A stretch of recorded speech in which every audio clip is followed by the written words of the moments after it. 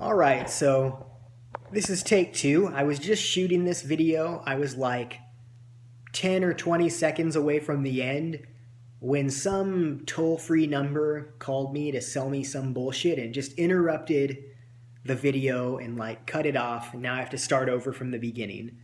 So, lesson learned, put the phone on airplane mode when I'm doing this so that people can't just cut my video short by calling me. You can see over my shoulder the inversion chair that I got for Christmas. Love that thing, so I'm sure I'll be doing a video about that soon. But what I want to talk about today, really short, is how to structure your workouts for maximal fat burning. Because I just wrote a short free ebook about fat loss workouts, which I'll put a link to with this video. But I just want to explain the principles behind it. There are really two big things you want to accomplish with a fat loss workout. The first is to get your heart rate up and keep it up throughout the workout. And that doesn't mean your heart rate has to be steady throughout the whole workout. In fact, you don't really want it to be totally steady. You want it to, for brief periods of time, go up as high as it can go to a level that's not really sustainable. And then, between those periods, drop down to a level that's elevated in the fat burning zone, but not in your peak intensity zone. And then there are two ways you can do that. One is weightlifting, the other high intensity interval training. And the reason you want your heart rate up, it burns more calories, but it also improves your cardiovascular fitness, meaning your heart gets better at pumping blood, your blood cells get better at transporting nutrients, your lungs get better at oxygenating your body. And all of that together means that, your body gets a little better at nourishing itself. You have more energy all the time. And you improve your ability to move around and engage in activity without getting winded, so that it's easier to do activities with exercise and other physical activities in the future.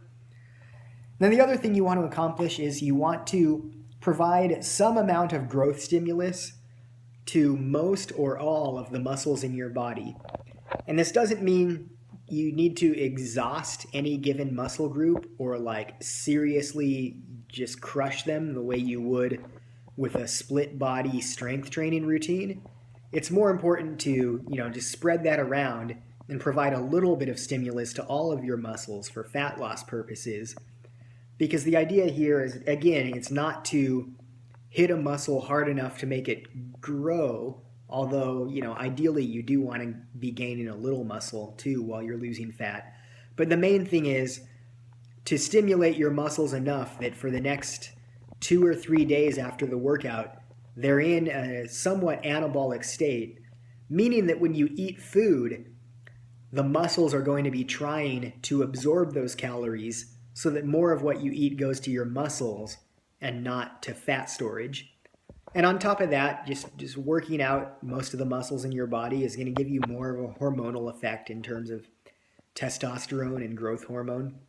So when you combine both of these priorities, the need to stimulate most of your muscles and the need to keep your heart rate high, not consistently high, but varying between really high and moderately high.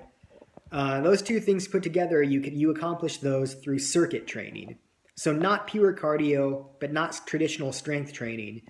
You accomplish it by doing weight training exercises with very short rest periods and, rotating between a few different exercises that work different muscle groups, so that you have very short rest periods between sets, but still decent rest periods between sets of the same exercise, so individual muscle groups get enough time to, recover, but your heart rate never really goes down, because you're only, the rest periods between sets might be 90 seconds tops, maybe even under 60.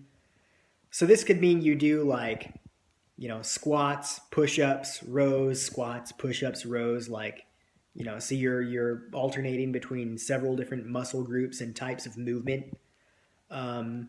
Typically it's something like that, and you might have 3 or 4 circuits like that you do in succession throughout a workout. And if you do this right, your workouts are going to be intense, particularly from a metabolic standpoint. Your heart will pound, you'll get short of breath, but not necessarily long. You can get very good circuit training workouts in 20 minutes or less if you really A, know what you're doing, and B, can push yourself to move fast from one exercise to the next with very little rest. And if you can't push yourself that hard, that's all right too. It just means you're going to take a little bit more rest, and the workouts have to be correspondingly longer. And then as far as cardio, you don't need any additional cardio, because what is cardio but getting your heart rate up? Circuit training does that. It gets your heart rate up. So if you absolutely just love to do cardio, want to do additional cardio, I would do 10 to 20 minutes of interval training at the end after the circuit workout, or maybe 10 minutes of just lighter, like jogging style cardio before the workout as a warm-up, whichever you prefer. But I would cap it at that. No like adding 1 mile runs on top of circuit training. You don't need that. It'll actually make you less anabolic, break down muscle. So don't do that. And then as far as frequency, it can start out low and then has to go up the better shape you're in. So if you're just totally new to this, 3 or maybe even 2 times a week might be enough. Probably will be enough to get you some serious results. And then just as you progress, as you get really lean and you go from I want to not be overweight to I want to get shredded, then you're getting up to 4, 5, 6 times a week. But again, you can start out easy because everything counts. So to recap, it's full body circuit training, short, intense, not all that frequent, 20 minutes a few times a week.